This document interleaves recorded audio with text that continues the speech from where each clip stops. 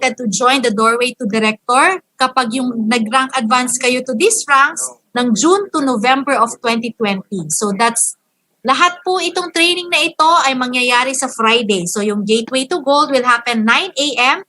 at yung Doorway to Director will happen at 1 p.m. So sino po yung i-expect natin na speaker for our Doorway to Director? We will have our Executive Gold Director, Kurt Chan. Yan. So if you haven't registered pa, please do so. Buksan ninyo mga emails ninyo. Nandun po yung link for you to register.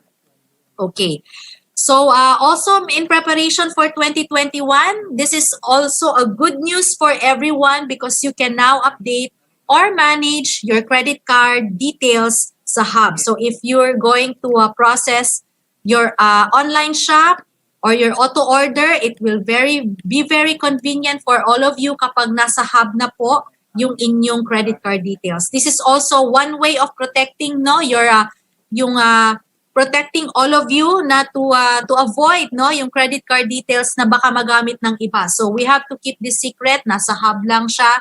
So hindi na po ninyo kailangan mag-email, hindi na po ninyo kailangan na ibigay yung credit card details nyo sa USANA for our customer service representative. Yan. And we have our ongoing promotion this happening.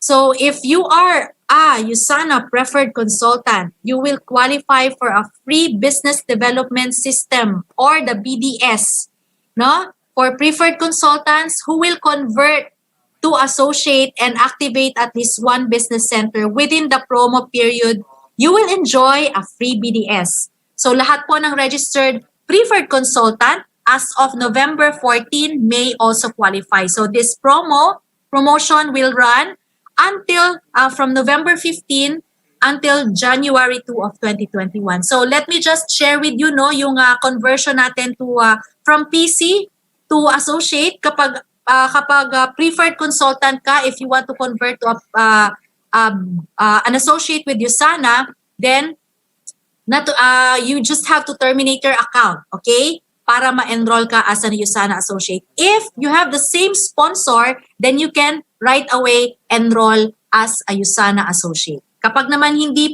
kapag po iba yung sponsor mo, then you have to wait for 30 days pa before you can enroll as an USANA associate if you are coming from a preferred consultant. So, you have to maximize, no? Sana ma-maximize natin itong ating promotion this time.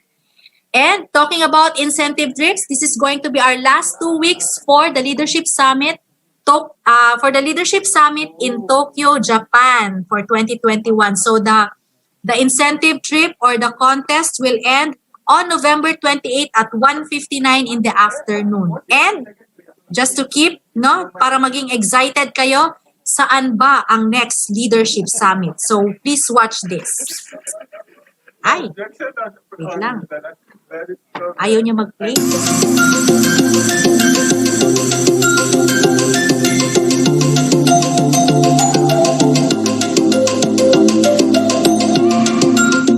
Yan, so that's ang ating Leadership Summit, no?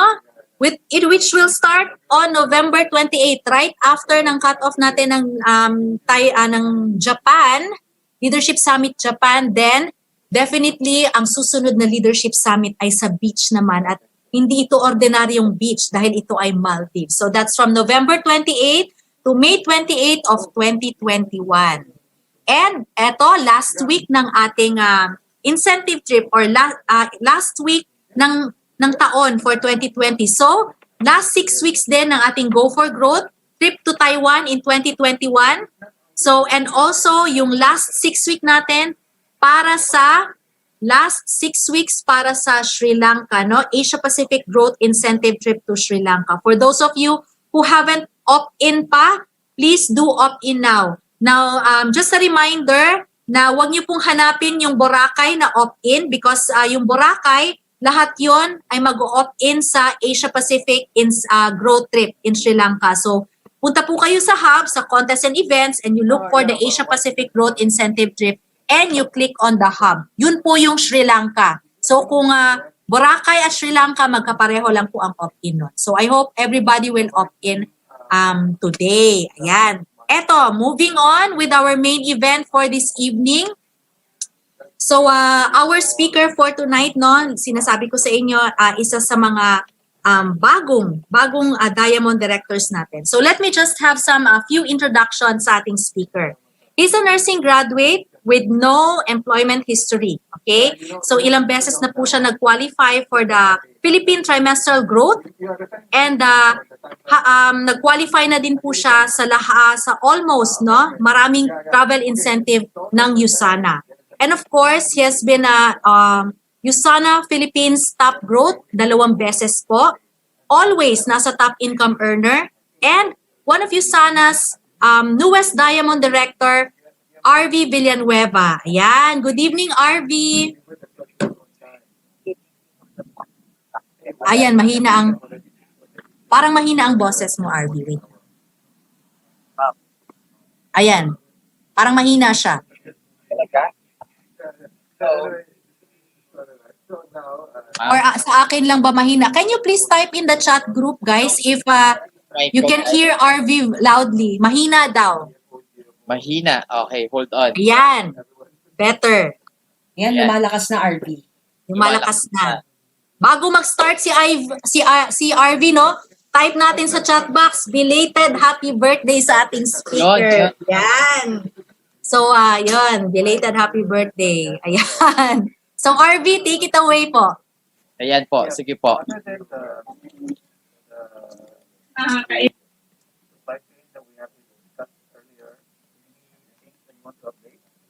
Nawala ang audio.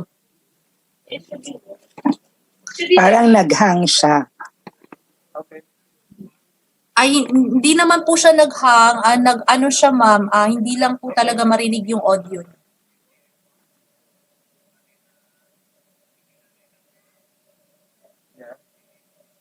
Yan. Ayan, hindi pa rin marinig, RV.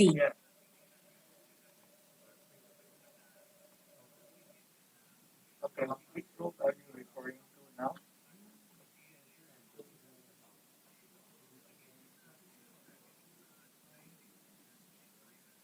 Yeah.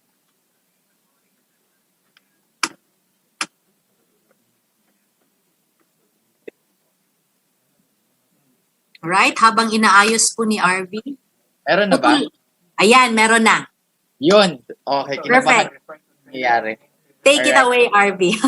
Thank you. Medyo nagkaroon lang ng technical difficulties. Yes. Salamat sa mga greetings. Okay.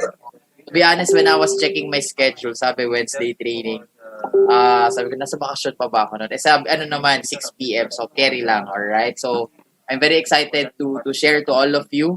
And I hope doon sa mga announcement ni Ma'am Mitch kanina, na-excite kayo, no? And for us to be able to end the year strong, alright? So, itong mga ganitong klaseng training, we should appreciate the sales and marketing team, no? For always providing us a good training that we were able to adapt, matututo tayo, okay, para, alam mo yun, maging masagana talaga yung negosyo natin. So, I'm very grateful to Ma'am Lisbeth, right, to Ma'am Mitch, Ma'am Ivy, and Ma'am Joyce, no, for always trusting me and to be, for always giving me the opportunity and the platform, right, to be able to share to our USANA family. Kasi grateful ako, I always pay it forward, right? So kung pwede sa schedule, pasok lang, alright? So kung ready na kayo, which I'm very ready then, okay, could you type 1? Kasi yun yung pinakauso eh.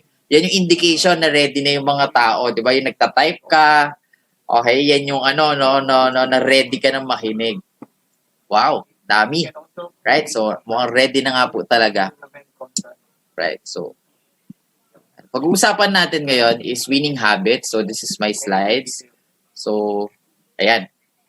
Ngayon, for those people na who just joined USANA, sabi nga ni Ma'am Mitch kanina, I'm a nursing graduate but I wasn't able to practice na because right after yung pag-graduate ko ng college, tapos after couple of months, I saw USANA presentation already. So, I started USANA even without, employment history. So, for those people who's really wondering if there's a career or if there's an opportunity here in USANA, alam nyo, isa po ako sa mga magpapatotoo na, na merong magandang career na nag-aantay sa inyo dito sa USANA.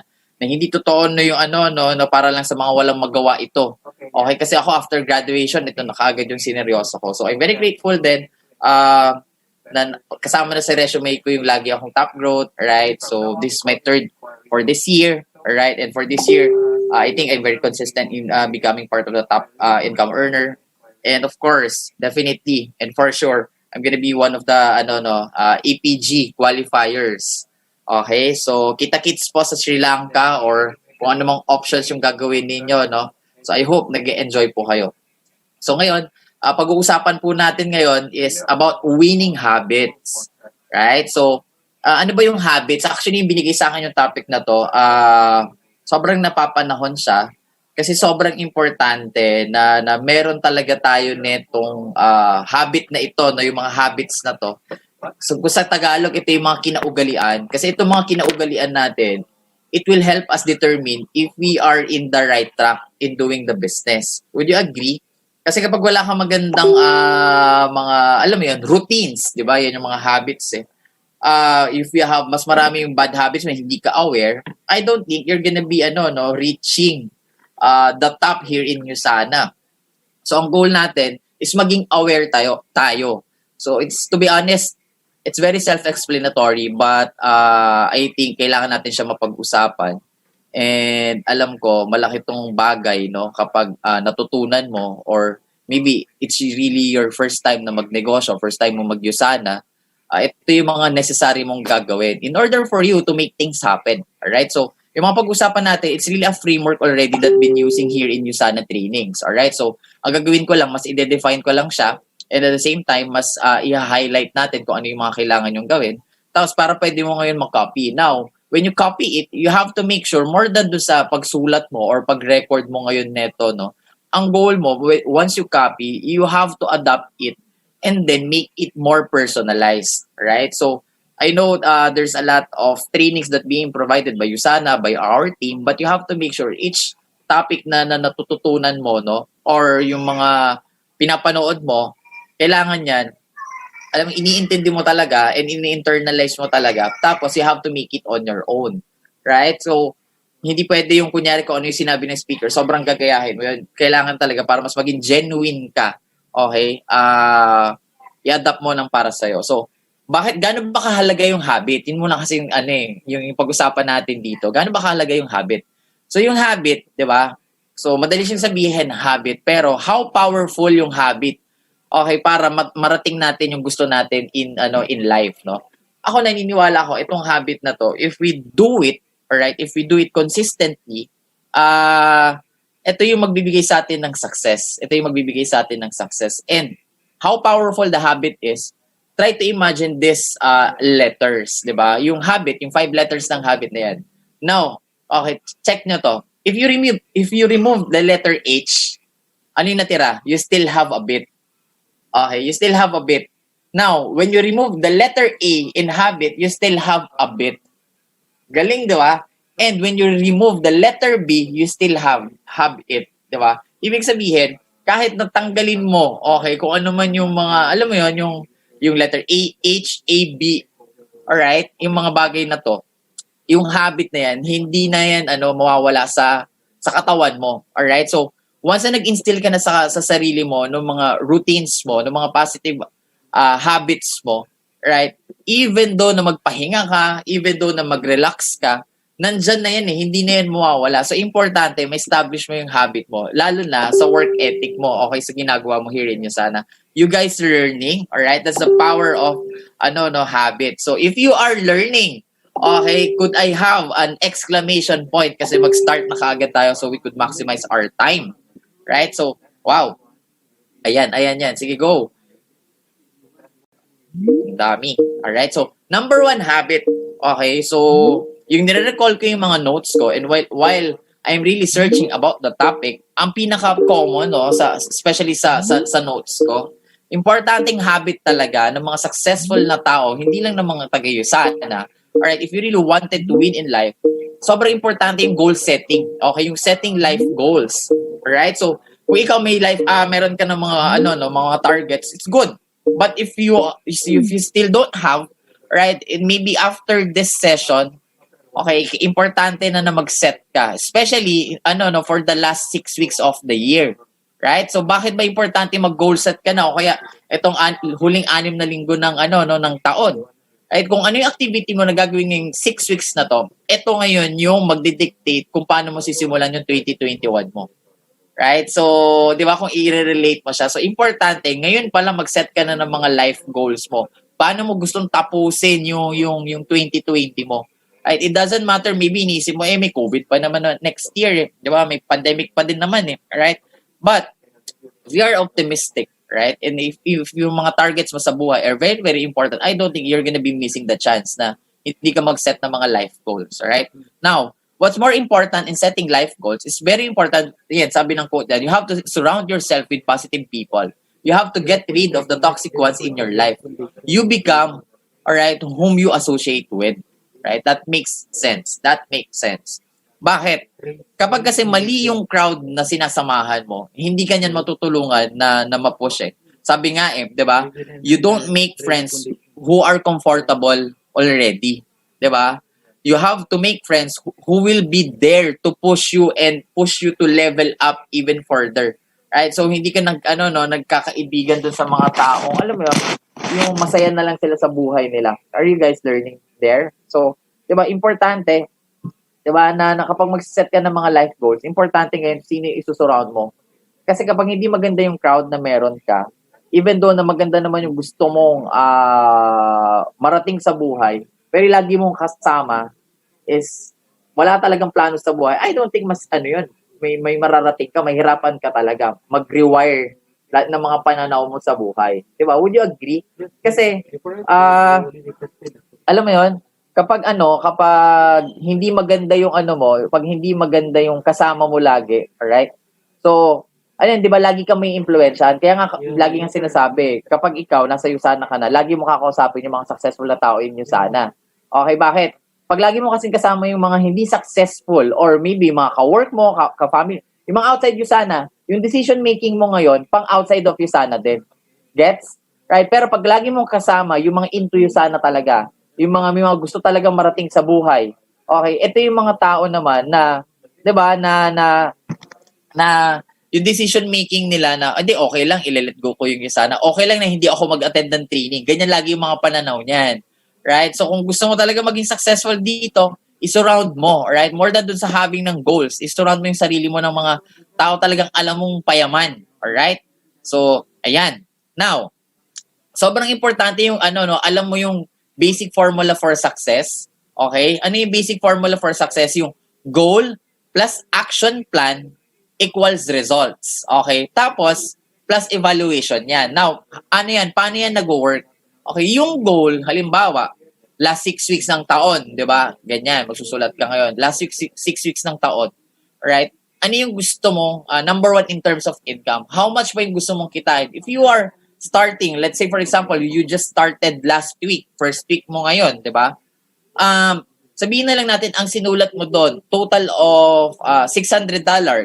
Meaning to say, ang goal mo, mag $600. Okay? Itong last 6 weeks na to. Pag gagawa ka ngayon ng action plan, ano yung kailangan kong gawin para ma-hit ko yung $600? Kasi yun, may income goal ka So, paplano ka ngayon, paano ma-achieve yung $600? Meaning to say, ang kailangan mong gawin, kada linggo, at least, right, mag $100 ka siguro per week. Pag na-set mo na yung $100 per week, ang mo na, in terms of action, paano ako mag $100? Ilan yung kailangan kong prospectin? Alright? Ilan yung kailangan kong kausapin? Ilan yung kailangan ko mapresentan sa isang linggo? Yun yung action plan para malinaw po tayo. Alright? Ngayon, pag in-apply mo ngayon, yung action plan mo na yun, magkakaroon ka ngayon ng resulta. Diba? Magkakaroon ka ngayon ng resulta. Ngayon, titingnan mo, yung results mo bang nakuha after that, ng action mo, an action plan mo, papalapit ba siya or malapit ba siya dun sa ginugol mo or hindi? Gets mo? Okay? Ngayon, pag nakita mong maganda yung resulta, syempre ini-evaluate mo yan Pag hindi naman maganda yung resulta, mag-a-adjust ka. Right? So kaya yung evaluation sa success formula is very, very important. Now, ito yung gusto ko din i-highlight sa inyo, no? More than dun sa success formula ng goal plus action plan equals result plus evaluation.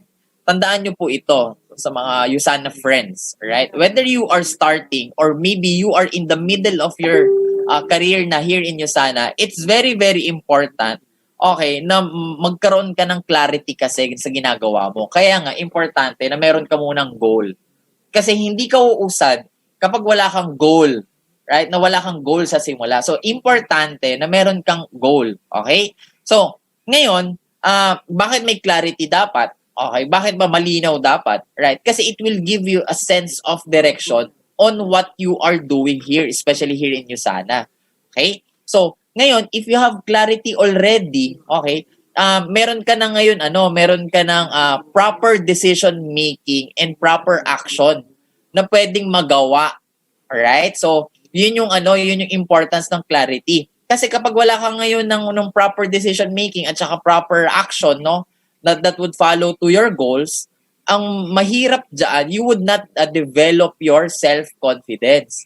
Right? You will not develop your self-esteem. Lagi ka na lang paghihinaan ng loob, lagi ka na lang din may second thought, alright? So each time na may kailangan kang i-accomplish na task, di ba, you would really doubt yourself na parang feeling mo ngayon hindi mo siya kaya. Right? So, kaya nga, sobrang importante na even though na hindi mo pa na-achieve yung goal mo, pero malinaw na ano yung pwede mo makuha. Kumbaga, na-realize mo na kung ano yung value, right? Na-realize mo na kung ano yung worth ng pagtatrabahuhan mo, I think, right, doon na ngayon gaganda yung pagkilos mo. Alright? So, ginagawa talaga nating layman's term. Now, okay, ang gusto ko din i-highlight dito, sa part na yan, na kapag kasi mali yung ginol mo, halimbawa, may goal naman, no? 'Di ba? Gumawa ka ng goal, pero hindi yan realigned or hindi yan aligned doon sa gusto mong mangyari sa buhay mo, or kunyari nag-goal ka, pero ang goal mo naman talaga maging goal director, pero nakalagay sa goal mo, halimbawa dito, mag-Netflix araw-araw to enjoy life. Ganyan yung mga ginol mo. Right? So ngayon, syempre, dahil nakasulat doon, to enjoy life, gagawa ka ngayon ng mga activities na towards enjoyment ng life. Ano nga ba yung mga enjoyment? Mag-Netflix ka na lang, magkakape ka, ganyan, pahiga-higa ka lang, 'di ba? So yung activities mo, kung kunyari, na lang, pag conveniente na lang sa oras mo, 'di ba? Hindi siya masyado nakaka-apekto. Ganun lang yung kilos mo, right? So kaya nga importante na dapat tama yung goal mo. Kasi pag mali yung goal mo, magiging mali yung activity mo.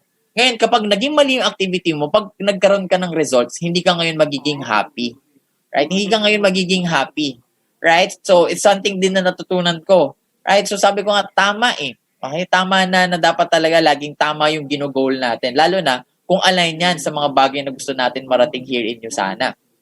Now, dito naman sa SMART goals, sa mga nursing student or mga nurse dyan, alright? Okay? Yung mga medical profession, common sa amin itong SMART goals. Ibig sabihin ng SMART goals, right? Hindi yung matalinong goal ka agad, alright? It's really an acronym. Ang SMART goal, ang ibig sabihin po niyan is specific, measurable, attainable, realistic, and time-bounded. Alright? So, in layman's term po, no, para hindi tayo mahirapan, sa akin, lagi ko din tinuturo sa mga associates ko, ang SMART goal, it's something na realistic but not too conservative. Ibig sabihin, pag nag-set tayo ngayon ng goal, okay, alam mo sa sarili mo, yung kakayanin mo naman. Halimbawa, kung kaya mo naman mag $100, alright?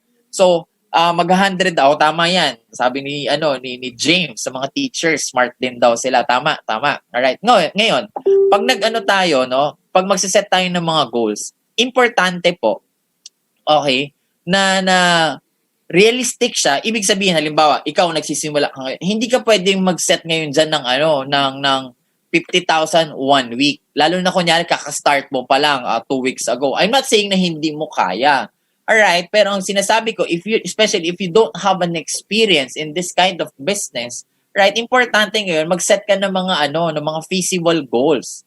Right? Hindi din naman mga too conservative. Meaning to say, especially for those people na I believe mas marami din talaga yung mga yung mga nasa middle na, yung couple of weeks na, couple of months na, or maybe couple of years na yun sana na listeners natin, ng mga participants.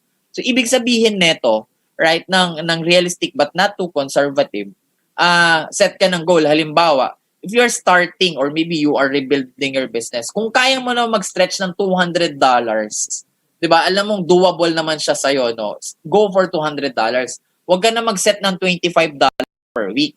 Okay? Bakit? Masyadong conservative na yun. Wala nang ikinagrow yun. So, halimbawa, magse-set ka ng target sa buong taon, di ba? Ganyan. Magse-set ka, wag naman sana yung alam mo yun, wag ka naman mag-set sana, kunyari, sa buong taon, ka lang, 20,000 lang yung tinarget mo. Kunyari, with you sana, 20,000. Ibig sabihin, magkano na lang yung kikitain mo per month kung 20,000? Di ba? Parang mga 2,500 lang ata o mga 3,000, di ba? To 4,000 lang yung kikitain mo per month. So alam mo yun, di sana, hindi ka na lang nag-usahan na goals. Ang joke ko nga dyan, sana nag-fishball ka na lang. Okay, kung 1 year target mo, 20,000 lang. So kung kaya mo naman din mag-stretch, di ba? Let's say for example, kung kaya mo mag-stretch, mga 450,000 para next time, di ba? Di ba? Kung yung mga naghahabol dyan ng Boracay, di ba? Magbaboracay ka pa, may travel incentive ka pa. And yung amount of money na yun, nakakabago ng buhay. Right? So, mas meaningful ngayon yung trabaho natin dito. So, yan yung yan yung importante ng SMART goal. Alright? And kung makikita mo, lagi dun sa huli, may time-bounded. Alright? Ibig sabihin, it's really a reminder for all of us to yung goals natin na meron tayong deadline. Alright? So, pag wala ka kasing deadline, yung trabaho mo ngayon, unli. Ano yung unli? Yung hindi matapos-tapos. Right? So, hindi mo pinipressure yung sarili mo. Right? Natapusin ka agad yung task. So, importante. Sabi nga 'di ba? So, goals without deadlines are just a dream. Would you agree? 'Di ba? So, kaya kailangan yung goals natin in life, dapat yan may deadline. Alam mo kung kailan mo yan tatapusin. Kasi kung hindi mo yan tatapusin, halimbawa ako, to be honest, alam yan ng ating mga ng mga sales manager and sales director. Up to now, naghahabol ako. May hinahabol akong every week na goal. It's very, very important for me to remind myself na, may hinahabol akong goal. Kasi kapag hindi ko yun i-accomplish, I don't think mapapalapit ako sa tina-target ko. So, same as you guys, sa mga nagsisimula at saka sa mga nasa gitna. Alright? So, okay. Ngayon, importante, ma-meet nyo yung sineset nyong deadlines. Okay? So, ang next ko dito, yung to-do list. Right? It's very, very important sa akin na actually, this is really siguro ito yung masasabi ko ng pinaka-best practice ko in last 4 years na growing talaga ako. No? Something that I could really personally share to all of you. Right? So, itong to-do list na part kasi it's something na very personal sa akin and talagang lagi ko yung ginagawa every single week. Sa loob, nakakailang weeks na tayo ngayon. Diba? Kumbaga, ito na yung mga ika-46, ika-47th week ko na . So, meaning to say, every week ginagawa ko to-do list. Ngayon, kung hindi ka familiar sa to-do list, ito yung mga bagay na, especially kunyari weekend, doon mo siya gagawin to-do list mo. Isusulat mo yung mga things to accomplish mo. Alright? Kumbaga, checklist mo siya. Halimbawa, kunyari, part-timer ka. Diba? Mag-work ka ng 8 to 5, nakalagay doon. 8 to 5 work. Diba? 6 p.m. to 6:30 dinner, mga ganyan. Kumbaga, may routine ka. Tapos, diba, presentation, di ba? Nag-training ka, di ba? Nagpaturo ka mag-inviting. Tapos sinulat mo na doon yung mga how many invites ka. Kumbaga yung mga task mo na andyan na every week. Right? So ako, hindi ko talaga sinisimulan yung isang linggo as in, to be honest, in the last 4 years. Hindi ko sinisimulan yung isang linggo na wala akong nagawang to-do list. And for me, it's very, very effective.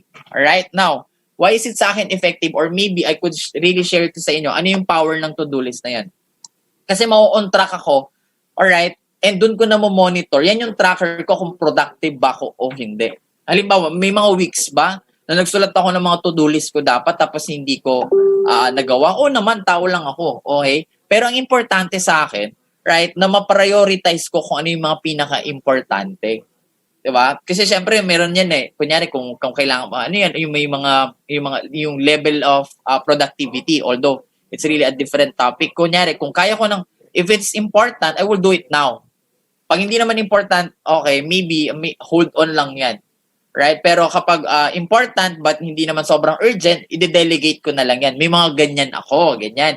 So, pag may to-do list ako, yan yung tracker ko, ano yung i-delegate ko sa mga leaders ko, 'di ba? Ano yung mga ipapagawa ko, 'di ba? Ano yung mga personal na ako dapat yung gagawa? Ayan yung to-do list ko. So, yan yung monitoring ko. Sa to-do list ko din, yan din yung ginagawa ko, indicator ko na, right? Ano ba yung kailangan kong income?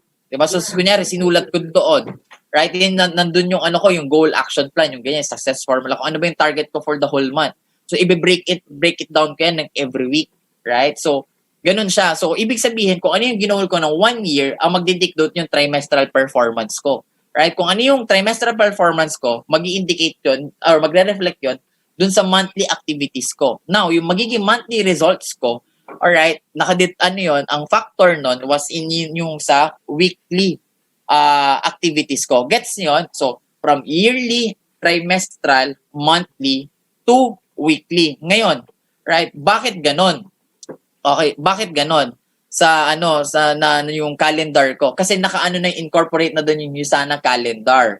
Right? So, yung first 18 weeks of the year, yung second 17 weeks, and then yung third na 17 weeks. So, ganun po siya ginagawa. Alright? So, sa to-do list, yun, kung tatanungin namin, nagtatanong dyan, paano yung sa to-do list, hindi naman kailangan ok. Kung meron kang kung mahilig kayo mag-Excel, mag-Excel kayo.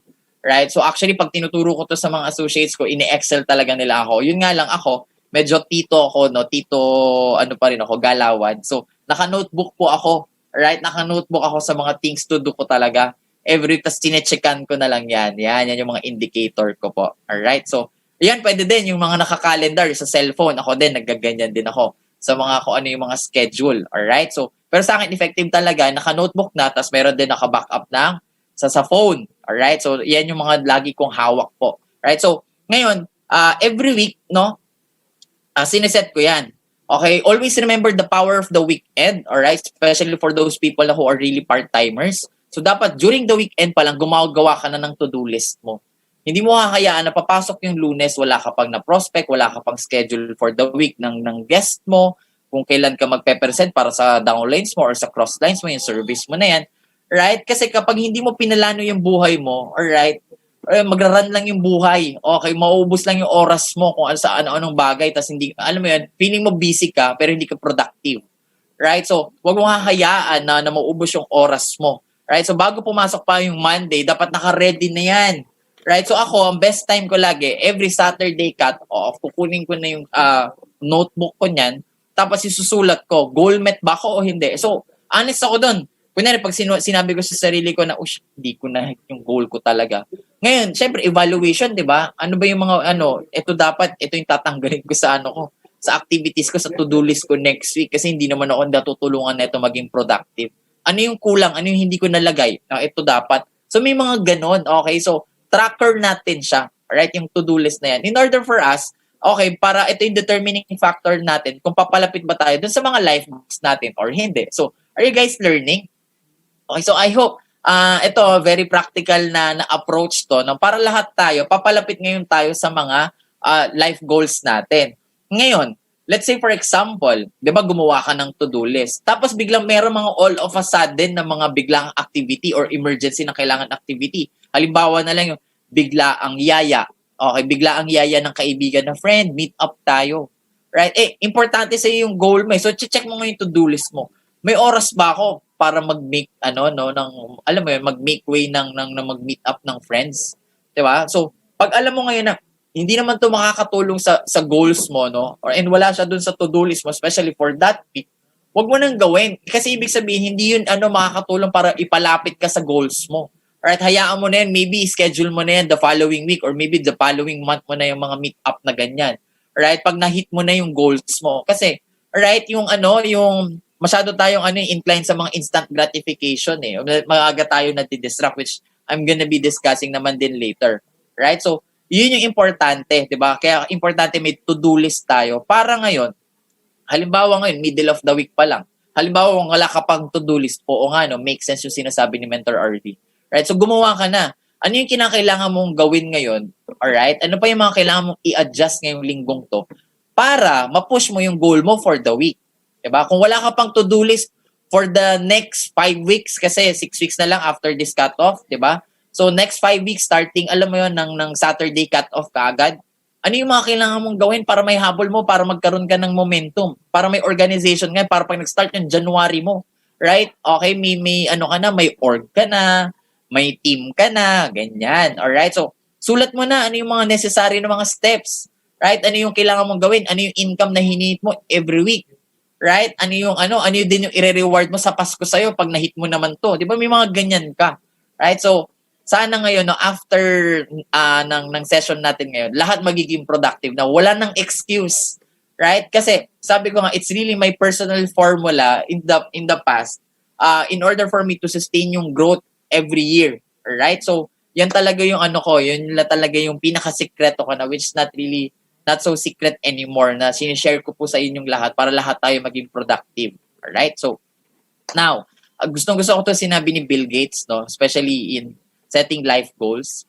And maraming tao makaka-relate dito lalo kapag nag-iusana ka talaga. So that most people overestimate what they can do in 1 year and underestimate what they can do in 10 years. Relate? 'Di ba? Maraming tao magse-set yan ng 1 year, mayaman na ako. 'Di ba? Parang ganyan, yung set niya talaga 1 year, mayaman na ako. Pero hindi niyan sinet yung ano yung mangyari sa kanya after 10 years, after 5 years, 'di ba? So, lagi lang nakafocus ng 1 year. Tapos, pag hindi na-achieve, di ba, mapofrustrate, may inip. Di ba? So, dapat hindi lang ganun. Wag mong i-overestimate lang na pang 1 year lang yung thinking mo. Dapat you really have to think for long term. Di ba? Meron kang 1 year, pero set mo yung expectation mo ng tama. Baka kasi sinulat mo na, right, first year mo yun sana, I'm gonna be earning 2 million pesos. I'm not saying that you can't do it. There are people na who could really do it, right? But, okay, ang sinasabi ko lang, iset mo yung expectation mo. Maybe yung first year mo, 'di ba? Learning process ka pa lang. Tapos yung personality mo talaga hindi ka pa talaga pang sales and marketing, you don't know how to do business, 'di ba? Parang introverted ka ba? Alright, but okay, you are very willing to learn. Okay? So meaning sinet mo lang doon maybe 300,000 to 500,000. Okay? So ano lang siya, yung feasible. Tapos in the next 10 years, alam mo yun, yung may goal ka lang na every year nag-grow ka. So from that small steps, 'di ba? Next year naman ito naman ako. All right? So you have to make sure lang alam mo yung great indicator talaga which I always advise to my co-leaders no here in Yusana. Alam mo yun every year lang yung AP growth, yung additional 15,000. It's really a great indicator already that we are really intentional in growing our business and in growing our character. All right? So, remember that the enemy of growth is not decline, but stagnation. Alam mo 'yon? So ako, I always force myself na to grow at least minimum of 15, but of course, kung kaya kong lakihan and natatansya ko 'yan, kung kaya naman, I would really go for go for more. Why would I settle for less if we could go for the best, 'di ba? So, I hope lahat tayo na diyan, nakaka-relate tayo diyan. So, huwag ka mag-settle. Okay? Tapos you always go for the best kung alam mong kaya mo, right? So, sana natututo kayo. So, number 2, 'di ba? So, right mindset ang importante, 'di ba? Number 1, setting life goals. Okay?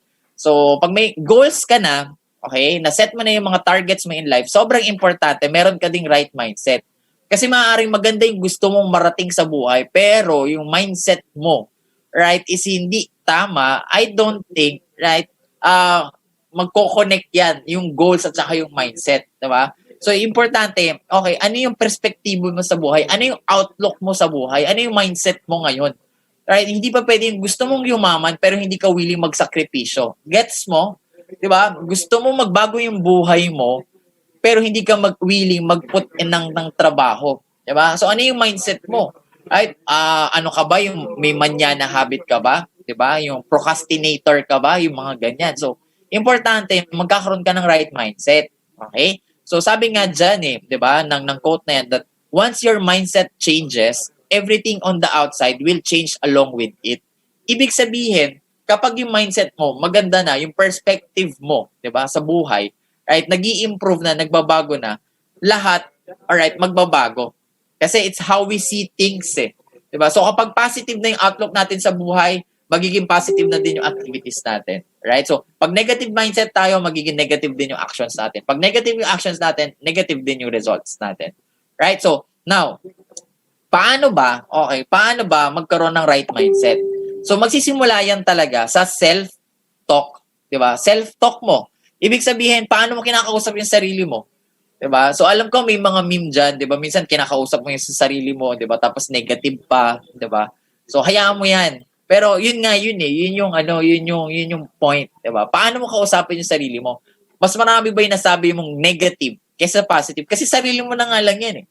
Right? So ako lagi ko sinasabi, ngayon, alright, after this session, try mo humarap sa salamin tapos kausapin mo yan. 'Di ba? As in sabihin mo sa kanya for kung ilang taon ka na kunyari if you are 25 years old. So for 25 years, 'di ba? Ikaw lagi yung sinusunod ko. Ganyanin mo yung sarili mo. O tingin mo nasan tayo ngayon. Ganyanin mo yung self-talk mo. Okay lang ba sundin mo naman ako? 'Di ba? Trabahuin ko yung sana, bibigay ko yung best ko ng 1 year. 'Di ba? At least 1 year. Huwag kayong magtatrabaho ka dito tapos 2 months lang, 3 months, 5 months. Wala yun. Kung kaya nga ng mga 2 years eh. 'Di ba? So, ibigay mo yung trabaho. Ganyan lagi. Yung self-talk mo, importante yan. Alright? So, ngayon, sa self-talk mo na yan, importante na alam mo yon na you always think about positive. Alright? Ano ka, optimistic ka dapat. Hindi ka dapat na negatron ka. Alam mo yun na parang, yayaman ba ako? Tingin ko, hindi. Sana hindi ka ganun. Diba? Sarili mo na, diba nga, bago ka makakonvince ng ibang tao, dapat na-convince mo muna yung sarili mo na magbabago yung buhay mo. Diba? So, paano, kunyari, sabi nga, paano mo papasunod yung ibang tao or paano mo makukonvince yung ibang tao? Sarili mo nga hindi mo papasunod. Diba? Kaya importante yung self-talk. So, ngayon, it's very normal. Lagi mo tatandaan na, syempre mag-start ka muna ng negative. Okay? Ng negative. Pero, natitrain kasi yan yung mindset natin. Diba? The power of mindset is very, very powerful. Alright? So, kumbaga, alam mo yon kunyari, kapag maganda yung mindset mo, halimbawa hindi maganda yung nangyayari sa buhay mo. Kapag ang mindset mo, diba, maganda, alam mo yun, lalo kang lalapit. Pero pag ang mindset mo hindi maganda, alam mo yun, nakagawa ka ng mali, ng mistake sa team mo, ganyan, wala ka masyadong contribution, magtatago ka niyan. Right? Kasi yun yung nakikita mo sa sarili mo, nahihiya ka. Pero, kapag importante sa'yo, yung goal mo nga, no, growth mindset ka, ang gagawin mo yun, kahit na, na nag-undergone ka ng mga failures and mistakes, alam mo yun, pipilitin mo talagang, lumapit sa mga taong pwede mag-guide sa'yo eh. Magpapaturo ka. So yun. Kapag hindi maganda yung nangyayari sa buhay mo, huwag ka magtago. Right? You have to face your fears. Diba? Yan yung indicator ng meron kang positive mindset, o di ba? Yung right mindset. Okay? So, tapos tatandaan mo din, sabi nga diyan ng second bullet, what we focus on is what we get. So, ibig sabihin, kung saan nakalaan yung mindset mo, alright? Yan yung attention, nandiyan yung attention mo, di ba? Ibig sabihin, yan yung makukuha mo. Kasi it will yung mag-a-apply ngayon diyan yung law of attraction. Gets, no? So, di ba, kapag kunyari, gusto mo ma-achieve to, di ba? So, yung law of attraction, right, syempre, ikot yan sa universe. And pati kasi yung kilos mo eh, di ba? Yung kilos mo, pananalita mo, di ba, magbabago towards dun sa tina-target mo, yung kung saan ka nagfo-focus. Kaya importante yan.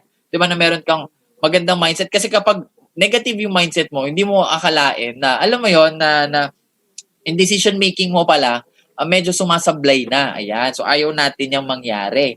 Right? So, now, importante, no, in order for us to have a positive mindset, or a right mindset in doing Usana, it's very important that we avoid distraction. Okay? So, madaling sabihin yung avoid distraction, pero napakadami niyan, to be honest. Even to our level, madami talagang distraction na nangyayari. Alright? So, ngayon, ang importante ngayon dyan, okay, ano ba yung indicator na productive ka, na hindi ka distracted? Ito, tatandaan mo to. Alright? Pag mataas yung productivity mo, or maganda yung results na nangyayari sa'yo, no? Especially up to now, ibig sabihin, mababa yung distraction mo. Now, kapag ang productivity mo mababa, tapos yung results mo na siniset, is hindi tumutugma talaga doon sa mga nasusulat mo, ibig sabihin, mataas yung distraction mo. You're easy na ma-distract. Right? Maybe, kulang ka sa focus. Right? Kulang ka sa focus. Ibig sabihin, kapag may nagyaya sa'yo, may nangyaring kung ano-ano, di ba? Madali ka ma-persuade sa ibang bagay. So, kaya, distracted ka kaagad. So, kapag importante yung goal sa'yo, alam mo yan talagang, meron kayong sa horse, yung tapa-oo. Right? Hindi ka madidistract talaga. Kumbaga naka-focus ka lang sa isang bagay. So, yun yung gusto ko talaga i-highlight sa inyo. Now, you have to remember din, no, na sa simula talaga na to, let's be practical. It's really hard to practice right away. So, we have to teach ourselves. So, paano mo yan tuturuan yung sarili mo? You have to be intentional ngayon in learning that. Okay? Or maybe yung setting yung priorities mo. Sobrang importante yan. Now, how would you teach yourself? So, by having a compelling belief and reason. Believe in what you are doing or maybe what you're gonna be achieving with Usana. Alright? And reason why do you need to become successful in Usana. Alright? Para ngayon, hindi ka ngayon easy ma-distract. Okay? Dito sa ginagawa mo in Usana. Right? Or yung sa pag-set mo ng mga activities. 'Di ba? Para yung mindset mo talaga aligned lang lagi. Kasi kapag wala kang compelling belief at saka compelling reason, mahirapan ka talaga. Right? Mahirapan ka talagang, alam mo yun, to be kumbaga consistent on having a proper mindset. Right? So, I hope you guys are really learning and I'm making a lot of sense. I'm really trying to deliver it as a layman's term para lahat talaga matuto and makapag-adapt. Alright? So, second, you have to become teachable. Okay? So, kailangan teachable ka. So, ibig sabihin ng teachable, wala kang pride and meron kang humility. Gets mo? Kasi I've seen people, right, whether you guys have rank already, nag-achieve ka na ng team rank, nag-achieve ka na ng mga first milestones mo in Usana, or maybe you are even gold. Right? I've seen people, they are already in the middle of the process, but all of a sudden, they stagnate. For the reason, they were not coachable na or they are not really teachable na. Nawala na yung yes upline. Which is really the root, okay, of our business in Usana. Okay, yung dynamics talaga ng pagnenegosyo natin na to. Alright, kailangan talaga teachable ka, kailangan talaga yes upline ka. Okay, so, nahihirapan lang naman yung mga tao na magpaturo kasi nagkakaroon na ng pride. Gets, so nagkakaroon na ng pride. So I hope, 'di ba, yung pride tanggalin natin 'yan. Sabi nga, yung pride hindi tayo papakainin 'yan. 'Di ba? Nakakamatay pa 'yan kasi baka bumula kasi sabon pala, right? So kailangan lang, 'di ba? Meron tayong humility, humble tayo dapat, 'di ba? So tama si Rachel, 'di ba? Fried chicken, 'di ba? So natin, hindi yan something na ina-apply para pag mag-hit tayo ng mga goals, okay? So, ang gusto ko sabihin, kapag ikaw kasi growth mindset ka, willing ka talagang lumapit willing ka talagang magpaturo And even ako at my level, 'di ba, most people syempre ina-acknowledge kami na bagong diamond, right? Hindi kami sa mga top ganyan. To be honest, even up to now, I have a lot of coaching and mentoring sessions. Okay, from the corporate, from the different diamonds or already na alam mo yung mga established diamonds na talaga, even up to now, we always ask. Okay, nagpapaset kami ng mga sessions talaga. Right? Kasi, importante yun growth mindset ka. Okay, kumbaga, dun mo ma-realize what's in store pa. Kasi di ba, the biggest room that we could enter talaga is the room for improvement. It doesn't mean, di ba, na kung ano yung narating namin ngayon, hanggang dun na lang. Right? So, sabi nga di ba, what get us here won't get, what get us here won't get us there, 'di ba? So I really have that mindset na kailangan pa magpaturo. Kung kailangan, alam mo 'yon, unli naman 'yan yung learnings, 'di ba? So, wag tayong maging asumero, 'di ba? So, 'yan yung kalaban ng pagiging teachable din bukod sa mga pride or hindi ka humble magpaturo. Minsan kasi assume ka na tama yung ginagawa mo, 'di ba? Or assume ka na alam mo na lahat. Yan yung mga yan yung mga indicator ng fixed mindset Hindi yan growth mindset, guys. Ang growth mindset, alam mo yun, that pwede ka pang ma-develop, right? Yun yung growth mindset, yung the best is yet to come pa. Ganyan. Alam mo yun, we are just starting. Yan yung mga growth mindset, dapat teachable tayo.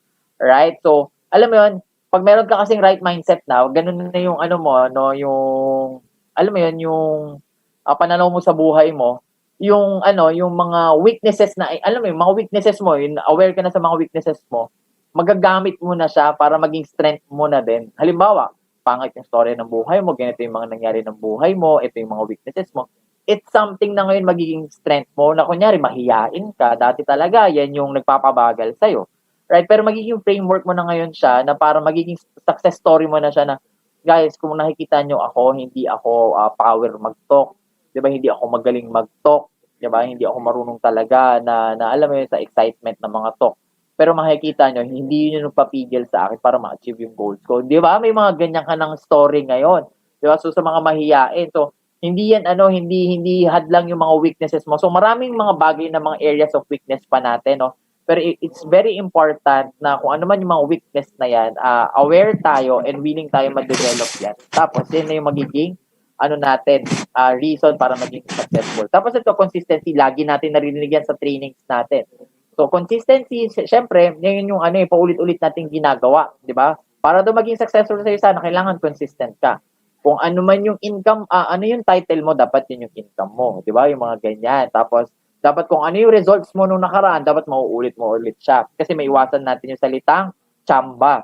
Right? So, yan, yung sabi nga dyan sa picture na yan, di ba? You start, fair ka muna, good, hanggang ma-reach mo yung height of excellence. So, consistency yung dyan, ang susi po.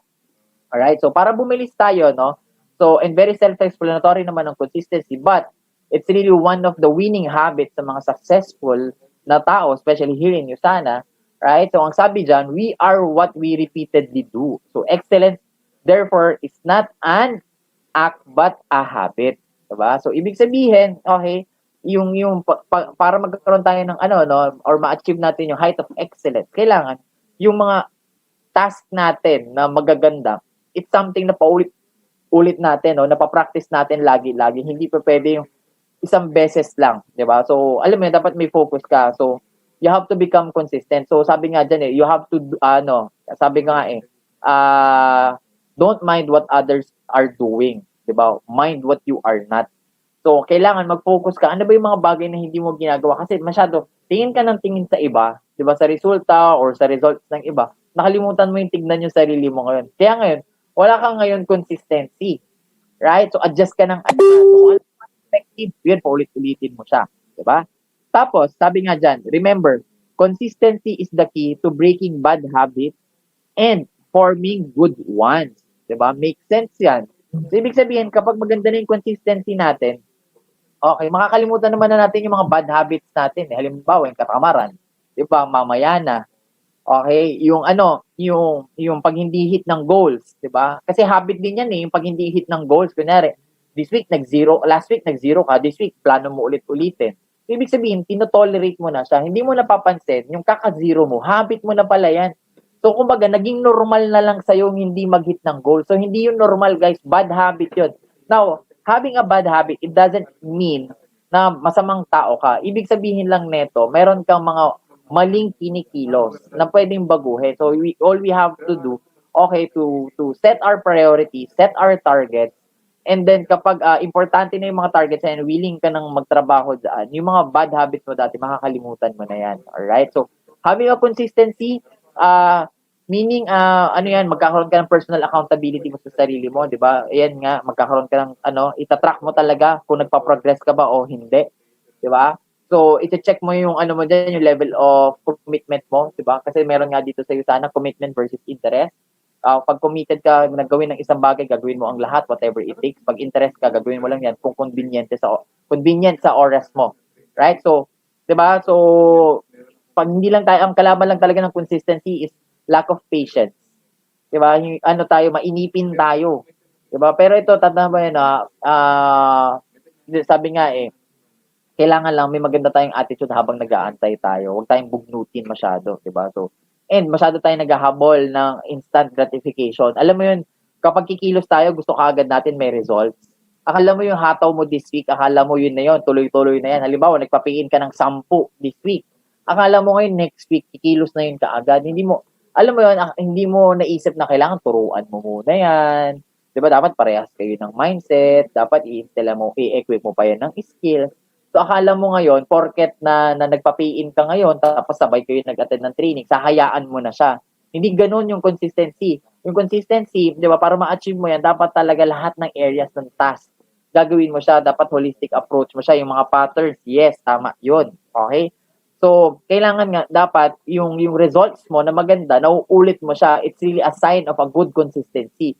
Pag hindi mo nauulit yung results na nakakuha mo, ibig sabihin, okay, wala ka pang consistency, tumachamba-chamba ka lang. And ayaw mo ng chamba. Ayaw mo yung, for this month, magaling ka, next month, hindi ka na naman magaling. Di ba? Ayaw mo yung this week, performer ka, next week, itlog ka na naman.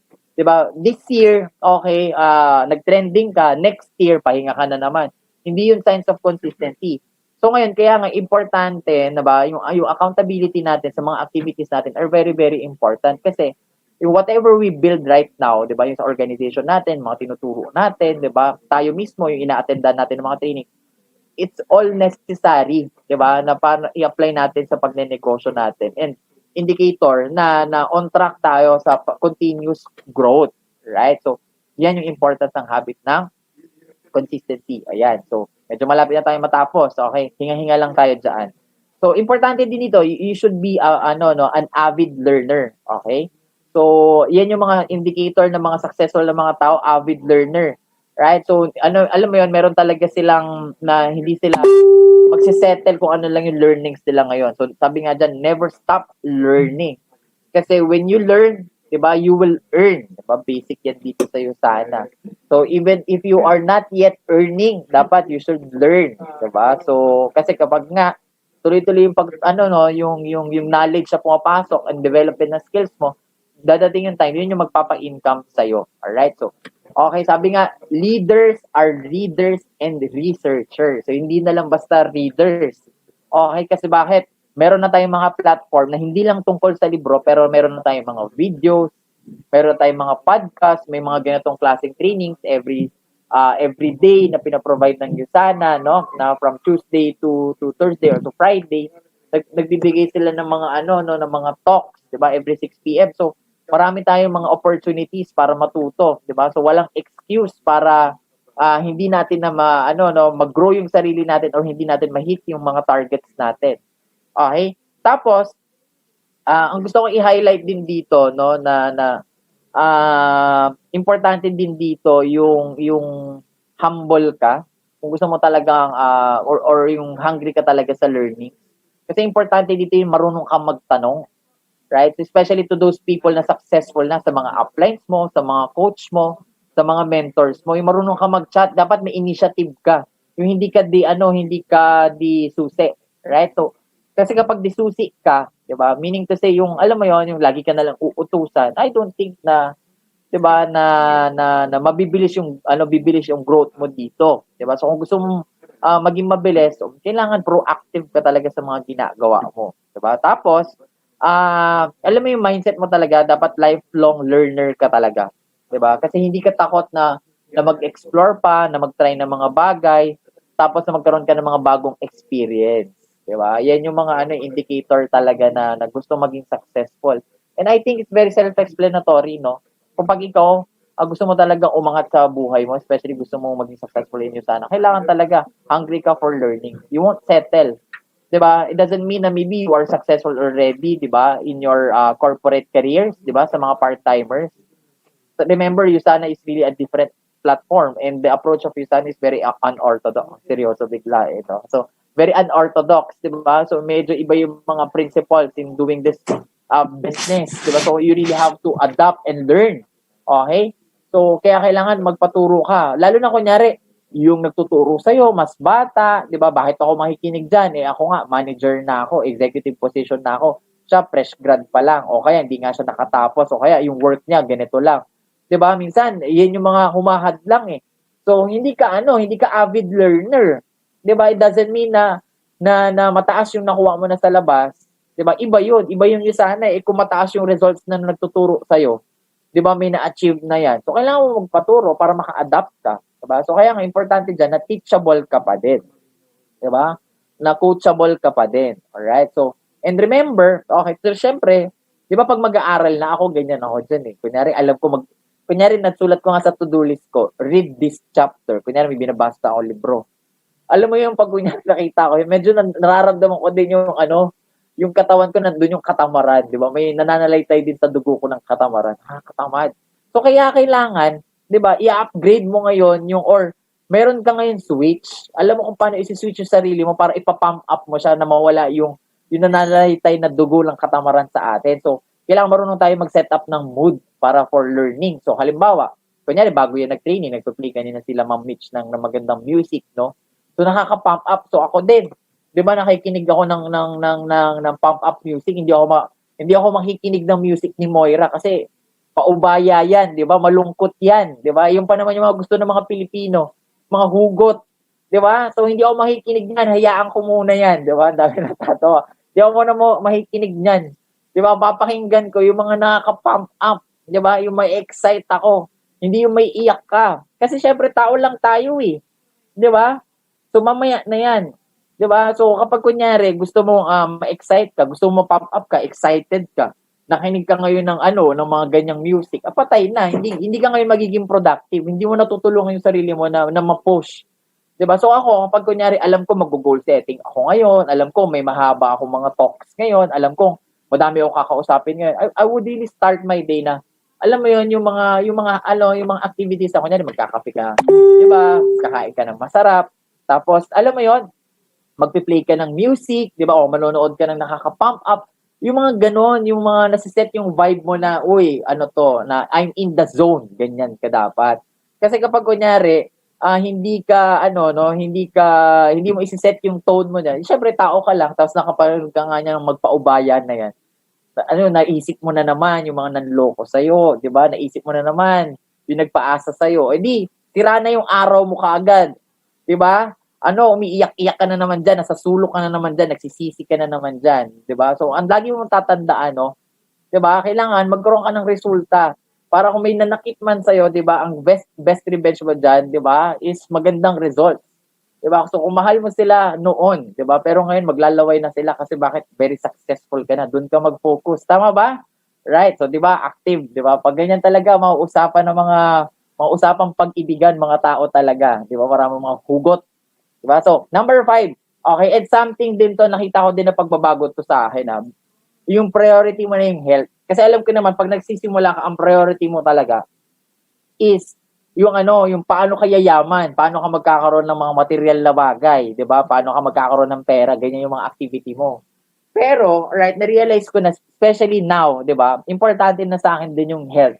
Right, nagbabago na din yung priorities ko, to be honest. So, totoo yan, that the greatest wealth is health. Right? So, nagbabago na. So, kailangan talaga, alam mo, na-realize ko talaga na sobrang importante yan, especially ang ine-endorse natin yung sana. Dapat we are really healthy inside and out. Diba? That, alam mo yun, yung may mga healthy foods na tayo, tapos we eat balanced diet. Diba? Balance, baka sabihin nyo, lagi na lang healthy foods. Diba? Balanced diet. Paminsan, syempre, hindi mo may iwasan. Masarap ng mga masarap ng crispy pata, masarap mag-coke. So, pero dapat balance. Diba? Balance. Alam mo yung when to stop. Syempre, lahat ng sobra masama. Alright? Tapos, exercise. Okay, ako din dati talaga, to be honest, hindi ako, parang ako mag-exercise. Hindi ko yung priority. Pero alam mo yun, syempre, nagkakaroon ka na ngayon ng magandang results. Nakukuha mo na yung desired income mo. Nakukuha mo na yung, alam mo yun, alam mo yun, mga targets mo.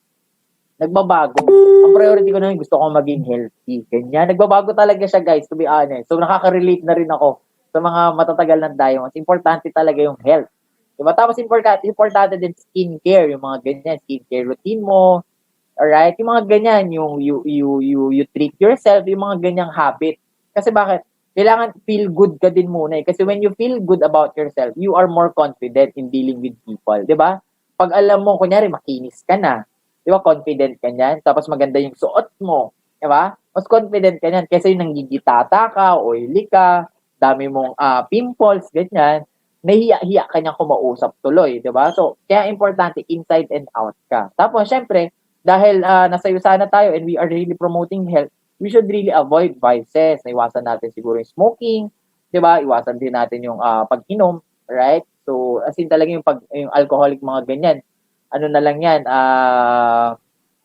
alam mo yun, every occasion na lang yan. So, wag yung excuse na yung occasion everyday, ha?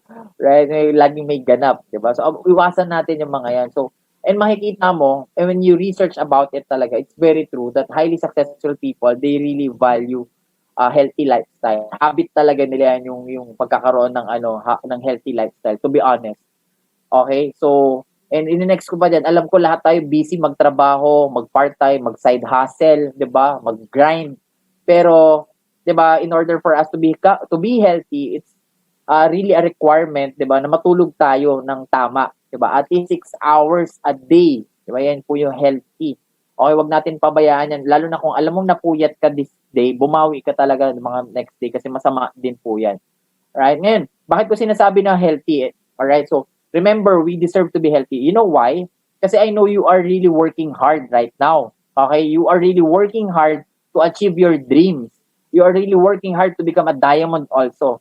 So, deserve mo na kapag narating mo na yung mga milestones na yan, na nag-diamond director ka na, wealthy ka na, healthy ka pa din. Yung wala kang nararamdaman na arthritis, na sakit ng likod, 'di ba? Or mga nararamdaman diyan, 'di ba? Na parang ngayon na hindi magiging reason na hindi mo ma-enjoy lahat ng pinaghirapan mo. Make sense?